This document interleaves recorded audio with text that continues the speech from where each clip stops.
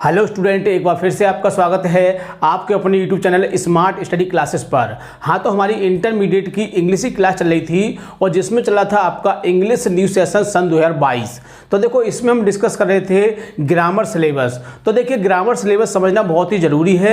ये बात हम आपको पहले ही बता चुके हैं, आज फिर बता रहे हैं, क्योंकि ग्रामर एक ऐसा टॉपिक है जिसको हम किसी भी बुक या किसी भी सॉल्व पेपर से नहीं कर सकते हैं, क्योंकि जब तक कोई हमको इस टॉपिक को नहीं समझाएगा तब तक ये समझ में नहीं आएगा। इसलिए इसको समझना बहुत ही जरूरी है। ठीक है, तो इस समय चल रहा है आपका जो सेकंड टॉपिक है ट्रांसफॉर्मेशन ऑफ द सेंटेंसेस। तो हम इसको डिस्कस कर रहे थे, बहुत ही अच्छा टॉपिक है और इसके अंदर भी देखो 5 चीजें आती हैं जिनको हम पहले बता चुके हैं। इसमें पहला होता है हमारा रिमूव टू, दूसरा होता है यूज टू, तीसरा होता है डिग्री और चौथा होता है आपका एक्टिव पैसिव और पांचवा होता है चेंज द सेंटेंस कंडीशन। तो इस तरह से आपके 5 टॉपिक होते हैं और इसमें हम आपके 3 टॉपिक कंप्लीट कर चुके हैं और इस समय चल रहा है आपका चौथा टॉपिक एक्टिव टू पैसिव, जो आपको सामने दिखाई दे रहा होगा, यानी कि एक्टिव टू पैसिव। तो देखो, एक्टिव से पैसिव बनाने के हमने देखो इसको 5 भागों में बांटा है। कितने भागों में? 5 भागों में। यदि आप इन 5 भागों को अच्छी तरह से समझ लोगे तो मैं गारंटी देता हूं कि ऐसा सेंटेंस बिल्कुल नहीं बचेगा जिसको आप एग्जाम में देखने को मिले। यानी कि एग्जाम में जो भी क्वेश्चन आते हैं वो इन 5 टॉपिकों से मिलके ही आते हैं, जिसमें पहला होता है हमारा टेंस टू पैसिव, यानी कि टेंस के पैसिव कैसे बनते हैं। दूसरा होता है मॉडल वर्ब, यानी मॉडल वर्ब के पैसिव कैसे बनते हैं। तो देखो, टेंस वाला टॉपिक क्लियर हो चुका है आपका, मॉडल वर्ब भी क्लियर हो चुका है और आज आपका तीसरा टॉपिक चलेगा हु वाले वाक्यों के पैसिव, यानी कि एक टॉपिक अलग से आता है, इसीलिए हमने इसको अलग कर दिया। वैसे तो देखो, आपका ये इंट्रोगेटिव है जिसको हमने टेंस में क्लियर कर सकते थे, लेकिन ये क्वेश्चन कुछ अलग टाइप का होता है, इसीलिए हमने इसको नया नाम दे दिया है हु वाले वाक्यों के पैसिव। यानी कि जब वाक्य के शुरू में हु दिया हो तो उसका पैसिव कैसे बनाना है। तो देखो, इसमें कुछ रूल्स होते हैं, कुछ तरीके, कुछ नियम होते हैं। यदि आप इसको एक नियम के हिसाब से समझोगे तो आपकी समझ में बहुत ही बढ़िया तरह से आ जाएगा, आप लाइफ में इसे भूल नहीं सकते हैं। और यदि हम इसको इंट्रोगेटिव में ही डिस्कस कर देते, हम इसको टेंस में ही डिस्कस कर देते तो आप इसको भूल जाते। क्यों? कि टेंस में भाई वाले हैं, बहन वाले हैं, वेयर वाले हैं और भी क्वेश्चन वर्ड वाले वाक्य थे, तो इसीलिए इसका कुछ अलग नियम होता है, इसीलिए हमने इसको रूल के हिसाब से डिस्कस करेंगे। क्यों? कि एग्जाम में कभी कभी ये अलग रूप में आ जाता है। यानी कि ये जो हु वाला सेंटेंस है आपका मॉडल वर्ब के हिसाब से भी आ सकता है और आपका जो जिस तरह से आता है क्वेश्चन के रूप में वैसे भी आ सकता है। तो बड़े ध्यान से आपको हम बताएंगे, इसको बहुत ही अच्छी तरह समझना है ताकि यदि एग्जाम में आपको देखने को मिले तो आप इसे बहुत ही जल्दी से कर दें। ठीक है, तो जो विद्यार्थी चैनल पर नए हैं वो चैनल को सब्सक्राइब कर लें, बेल आइकन प्रेस कर लें ताकि आगे आने वाली वीडियो का नोटिफिकेशन आपको आसानी से प्राप्त हो सके। ठीक है, तो ज़्यादा समय ना वेस्ट करते हुए चलते हैं अपने टॉपिक की ओर। क्लास 12th इंग्लिश, यानी कि 12th क्लास की इंग्लिश की क्लास चल रही थी और जिसमें चल रहा था आपका इंग्लिश न्यू सेशन सन 2022 और इसमें हम डिस्कस कर रहे थे ग्रामर सिलेबस, यानी ग्रामर के सिलेबस के अंदर जो चीज़ें आती हैं। तो देखो, इसके अंदर 4 चीज़ें आती हैं, हम आपको पहले बता चुके हैं, जिसमें पहला डायरेक्ट होता है, दूसरा आपका ट्रांसफॉर्मेशन होता है, तीसरा सिंथेसिस होता है, चौथा होता है सिंटैक्स। तो चारों टॉपिकों को हम बहुत ही बढ़िया तरह से आपको समझाएंगे, यानी कि आपके दिमाग में रख देंगे। बस आप वीडियो को देखते रहिए ध्यान से, ठीक है ना। तो देखिए, इसमें हम डिस्कस कर रहे हैं, आपका सेकंड टॉपिक है ट्रांसफॉर्मेशन ऑफ द सेंटेंसेस, जिसको हिंदी में बोलते हैं वाक्यों का रूपांतरण।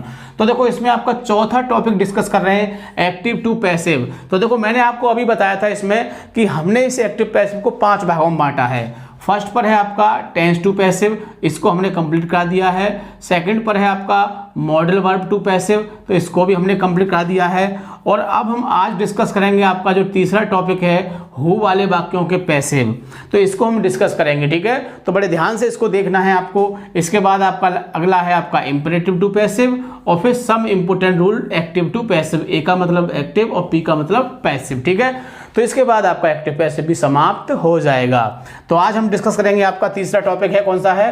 हु वाले वाक्यों के पैसिव। बड़े ध्यान से समझना है इसको। तो देखो, थोड़ी सी मैं इसमें चर्चा करूंगा जिससे कि आपकी समझ में आ सके, लेकिन आपको परेशान नहीं होना है। मैं आपको लिख के भी बताऊंगा कि किस तरह से एग्जाम में आएगा, कैसे आएगा, सब कुछ सारी बातों को डिस्कस किया जाएगा। बस पेशेंस रखिए, ध्यान से समझते रखिए, ठीक है ना, और वीडियो को ध्यान से देखते रहिए। तो देखिए इसमें क्या होता है कि जब वाक्य के शुरू में हु दिया हो, क्या दिया हो, हु दिया हो, टेंस कोई सा भी हो, मैं ये नहीं कह रहा कि आपका प्रेजेंट का होना चाहिए, पास्ट का होना चाहिए, या प्रेजेंट इंडेफिनिट का होना चाहिए, या पास्ट इंडेफिनिट का होना चाहिए, लेकिन एक बात मैं आपको बता दे रहा हूँ, ज़्यादातर जो एग्जाम में वाक्य आता है वो पास्ट इंडेफिनिट का आता है या फिर प्रेजेंट इंडेफिनिट का आता है। लेकिन आपको हम हर तरह के वाक्य बताएंगे, क्योंकि ऐसा नहीं है कि जो हमने आपको यही बता दिए और एग्जाम में कुछ और आया, दूसरा वाक्य आ जाए तो आपको समस्या हो जाएगी, दिक्कत हो जाएगी। इसलिए हम हर तरह के वाक्य को आपको बताएंगे ताकि आप उसको समझ सकें और ध्यान से कंप्लीट कर सकें, ठीक है। तो देखो हु वाले वाक्यों में क्या होता है कि जब वाक्य के शुरू में हु दिया हो तो उसे हम बाय हुम में बदल देते हैं। किसमें? By whom. बहुत से विद्यार्थी इसको बाय बूम बोलते हैं, बाय बूम। तो ऐसी कोई बात नहीं है, कुछ भी बोलिए लेकिन स्पेलिंग का ध्यान रखना है। Bye, be by, home, WHOM, ठीक है। तो इतना ध्यान रखना है आपको। तो इस तरह से आप इसको बाय हुम में बदलना है। बाकी क्या होता है, फिर इसके बाद एच भी लिखी जाती है, फिर ऑब्जेक्ट आ जाता है, फिर वर्ब की थर्ड फॉर्म आ जाती है, फिर अदर वर्ड और फिर क्वेश्चन मार्क। बस इतना ही याद रखना है। लेकिन आपको सिर्फ इतना याद रखना है कि हु वाले वाक्यों का पैसे बनाने के लिए हम वाक्य के शुरू में बाय हुम का प्रयोग करते हैं। बाकी तो जो रूल के हिसाब से चलता रहेगा उसको तो आप कर ही लोगे। क्वेश्चन वर्ड लगा होगा, क्वेश्चन वर्ड लगा दोगे, ठीक है ना। जो क्वेश्चन मार्क होता है, क्वेश्चन मार्क उसे ही लगा दोगे। हु के स्थान पर क्या आ जाएगा, बाय हुम आ जाएगा। बस इतना ही ध्यान रखना है आपको, बड़े ध्यान से समझना है। तो देखो मैं इसको कुछ लिख के बता देता हूँ जिससे कि आप इसे याद भी कर सकें। तो कह सकते हैं कि जब वाक्य के शुरू में हु दिया हो तो उसका पैसिव बनाने के लिए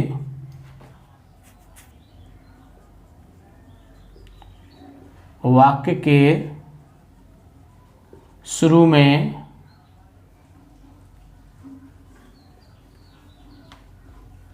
बाय हुम, क्या करना है, बाय हुम। तो देखो कुछ नहीं है, शुरू में बाय लगा देनी है, हु को लेके इसमें एम लगा दो तो हुम हो जाएगा।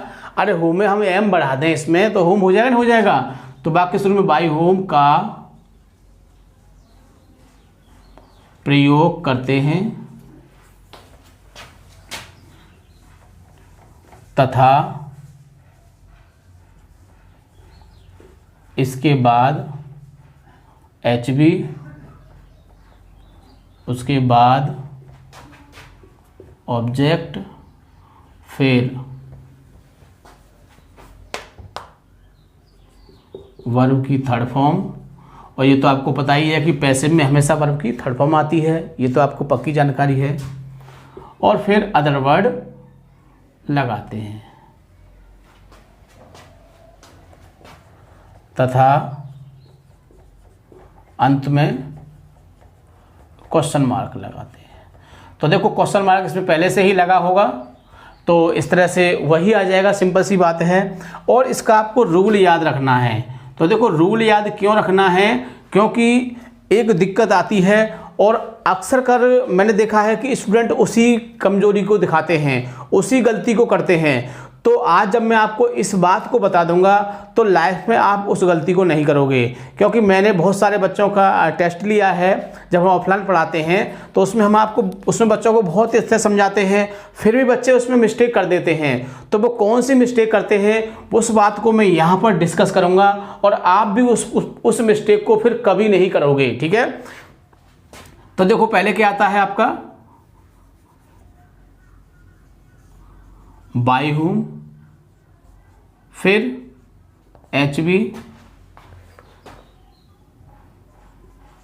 ऑब्जेक्ट,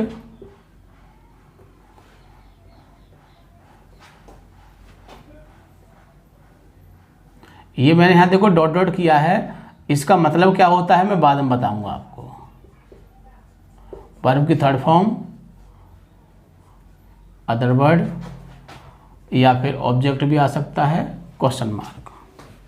तो ये आपको रूल याद रखना है जिससे कि बहुत ही आसानी से आप इसको कंप्लीट कर सकें। तो यही रूल आपको याद रखना है। अब देखिए मैं यहाँ पर आपको 4-6 वाक्य डिस्कस करूँगा जिससे कि आप इस टॉपिक को बहुत ही अच्छी तरह से समझ सकें। देखिए सबसे पहले पढ़ लिया होगा, समझ गए होंगे, एक बार मैं आपको फिर से पढ़ा देता हूँ ताकि हर चीज़ क्लियर हो जाए, जिससे कि एग्जाम्पल को समझने में आपको दिक्कत ना हो। जब वाक्य के शुरू में हु दिया हो, क्या दिया हो दिया हो, तो क्या करते हैं उसको हम वाई हुम में बदलते हैं। किस में बदलते हैं? वाई हुम में का प्रयोग करते हैं। इसके बाद फिर क्या लगाते हैं? एच बी लगाते हैं। उसके बाद ऑब्जेक्ट आता है, वर्ब की थर्ड फॉर्म आता है, फिर अदर वर्ड और फिर क्वेश्चन मार्क आता है। तो जो चीज़ें मैंने यहाँ ऊपर दिखाई हैं उनको मैंने यहाँ पर एक रूल के माध्यम से लिख दिया है, जिससे कि आप इसको आसानी से समझ सकते हैं। अब एग्जाम्पल देख लेते हैं ताकि अच्छी तरह से क्लियर हो सके। Who teachers you English. अब देखो आपके सामने वाक्य लिखा हुआ है, शुरू में क्या दिया हुआ? हु दिया हुआ है। अब इसको हम पहचानते हैं, लेकिन एक बात आपको साफ नज़र आ रही होगी कि इसमें कोई एच बी नहीं है। हमारी क्या नहीं है? कोई एच बी नहीं है। और जब एच बी नहीं है तो मैंने आपको बहुत ही बढ़िया बात बताई थी कि जब एच बी ना दी हो तो इतना ही याद रखना है कि या तो हम इसमें इज़ारएम का प्रयोग करेंगे या फिर वाजबर का प्रयोग करेंगे। बस दो बातें याद रखनी है। तो आपने समझ लिया होगा कि अब इसमें एच बी नहीं है तो या तो हम इसमें क्या लगाएंगे? एच बी के रूप में इज़ारएम लगाएंगे या फिर क्या लगाएंगे? हम वाजबर लगाएंगे। अब इस चीज़ को हमें निश्चित किससे करना होता है? वर्ब से। किससे करते हैं ये चीज़? हम वर्ब से। ये चीज़ वर्ब से क्लियर होती है कि यदि वर्ब की फर्स्ट फॉर्म दे रखी है या फिर वर्ब में एस दे रखी है तो इज़ारएम का प्रयोग करते हैं। वर्ब की सेकंड फॉर्म दे रखी है तो वाजबर का प्रयोग करते हैं। ठीक है, तो देखो आपको दिखाई दे रहा है इसमें एस आ रही है तो किसका प्रयोग करेंगे? इज़ारएम का। तो देखो हु को किस में बदलते हैं? हम बाई हु में बदल देंगे। अब सेकंड नंबर पे एच बी आएगी। अब इसमें हमें इज़ारएम लगानी है। तो देखो हमारे पास दो ऑब्जेक्ट हैं, एक ऑब्जेक्ट ये रहा और एक ऑब्जेक्ट ये रहा। यदि हम इसका प्रयोग करेंगे तो क्या लगाएंगे? इज़ारएम में हम आर का प्रयोग करेंगे। और यदि हम इसका प्रयोग करते हैं तो हम किस लाए? इंग्लिश के हिसाब से इज लगाएंगे। तो मैं आपको दोनों के हिसाब से बता दूंगा ताकि आप इसको ध्यान से समझ सकें। तो बाई हुम आर यू, आपने आर लगाया है तो यू आएगा। टीच की हो जाएगी टॉट, क्योंकि पैसिव में हमेशा वर्ब की थर्ड फॉर्म आती है। तो बाई हुम आर टॉट यू, फिर आ जाएगा आपका इंग्लिश क्वेश्चन मार्क। आप कहो कि इसको हम तो इंग्लिश से बनाएंगे तो इंग्लिश से बना लीजिए, कोई दिक्कत वाली बात नहीं है। बाय होम इज, अब ये इंग्लिश इधर आ जाएगा ये वाला आपका। तो by whom is English, taught तो टॉट ही रहेगा आपका और यू आपका यहां पहुंच जाएगा और क्वेश्चन मार्क। तो by whom is English taught you, तो कोई दिक्कत, बिल्कुल दिक्कत नहीं होगी। और देखते हैं example.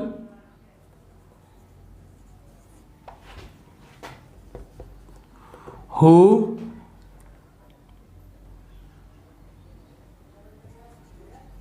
Has broke, who has broken the जग। अब देखिए इसमें आपको साफ दिखाई दे रहा है, क्या आ रहा है? हैज आ रहा है। जब हैज आ रहा है तो किसका प्रयोग करेंगे? हैज बीन का प्रयोग करेंगे या फिर हैव बीन का प्रयोग करेंगे। ठीक है, तो इसको हु को क्या कर देते हैं? By whom. बाय हुम के बाद अब आप हैज लगा दोगे इसमें। अब इसके बाद आपका ऑब्जेक्ट आ जाएगा।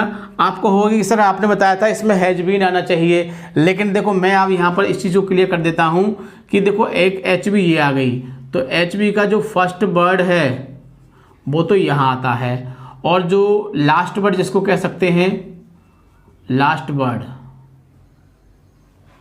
वो यहाँ आता है।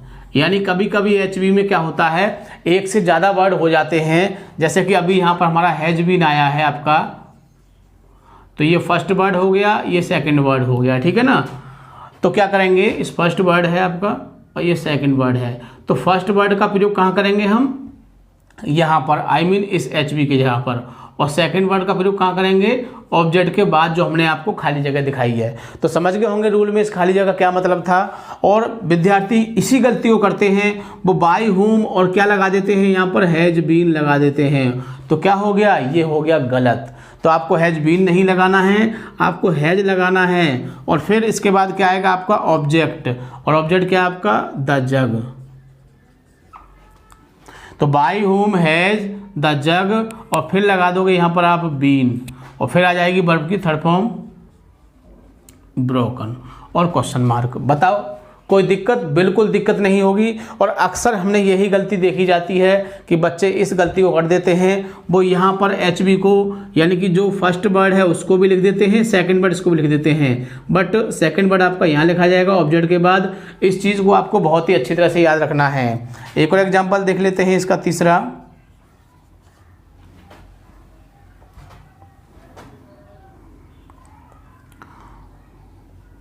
Who is making a noise.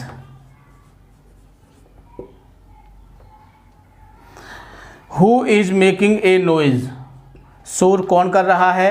तो हमको तो हु को किस में बदलना है, bye home.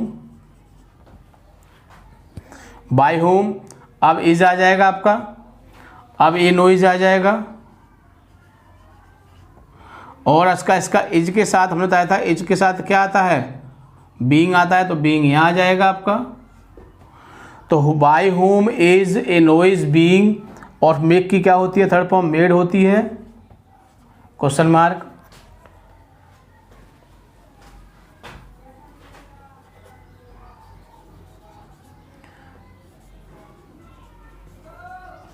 Who taught you Hindi. Who taught you Hindi. अब देखो मैंने आपको ये वाक्य क्यों लिया है, क्योंकि ये वाक्य कई बार एग्ज़ाम में आ चुका है, और मैं आपको बता देता हूँ कि ऐसे वाक्य एग्ज़ाम में बहुत ज़्यादा आते हैं। क्यों, क्योंकि इसमें ये नहीं पता चलता है कि हम इसमें इज आर्म लगाएंगे या वाजबल लगाएंगे, ऐसी समस्याएं दिखाई देती हैं।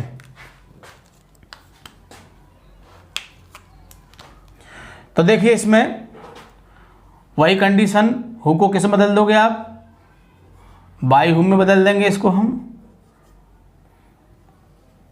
अब टॉट इसमें आपकी सेकंड फॉर्म है, तो किसका प्रयोग करेंगे, वाज वर्ग का।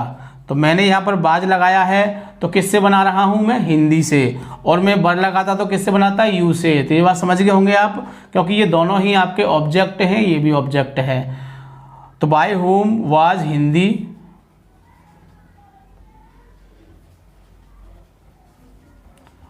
Taught you, question mark. ठीक है। तो देखो मैं इसमें आपको एक वाक्य मॉडल वर्ब का भी दूंगा, क्योंकि मॉडल वर्ब का भी वाक्य इसमें आ जाता है कभी कभी। पांचवा वाक्य है, who can sing a song. तो who can sing a song.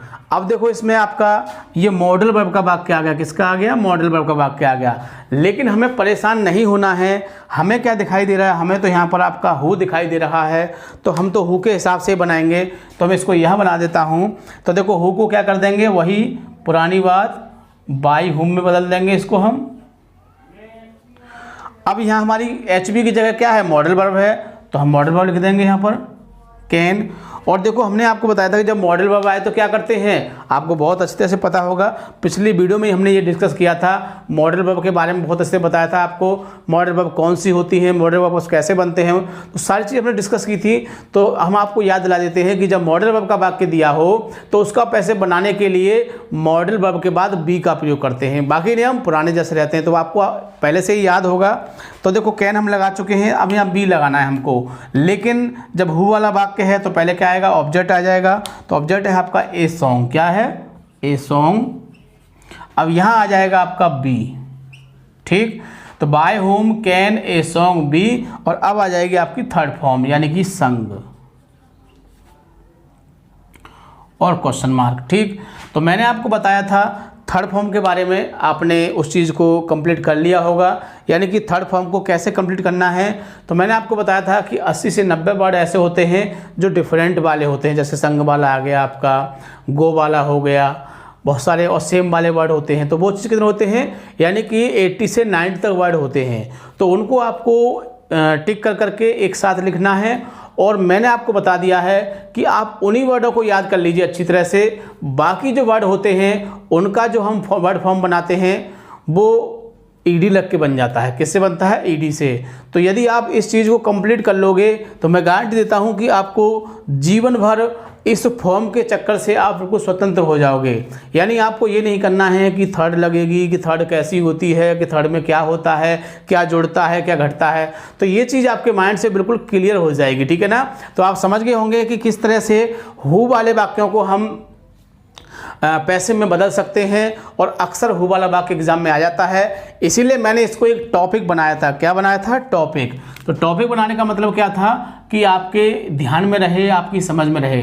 अब आपके 2 टॉपिक हो चुके हैं, मॉडल वर्ब का हो गया और आपका हु वाला हो गया। अब हमने देखो बताया था कि जब 2 टॉपिक हो जाएंगे तो इसकी हम एक एक्सरसाइज कराएंगे, ठीक है। तो अगली वीडियो में इसकी एक्सरसाइज देखने को मिलेगी, जिसमें आपको हम 8, 10, 12 वाक्य देंगे और आपको बताएंगे कि किस तरह से आप इनको चेंज कर सकते हैं पैसे में। इसी प्रकार जब हम आपको इम्पेरेटिव और सम इम्पोर्टेंट रूल करा देंगे तो इन दोनों की मिक्स भी हम एक एक्सरसाइज कराएंगे, जिससे कि आपको ये टॉपिक भी ध्यान समझ में आ सके, ठीक है। तो वीडियो को पूरा देखना है, बिल्कुल भी स्किप नहीं करना है। जो कोई भी दिक्कत होगी वो एक्सरसाइज से क्लियर हो जाएगी, ठीक है। और सबसे खास बात, वीडियो को लाइक या शेयर करना नहीं भूलना है, ताकि और भी विद्यार्थी इससे फ़ायदा उठा सकें, ठीक है। Thank you. जय हिंद, जय भारत।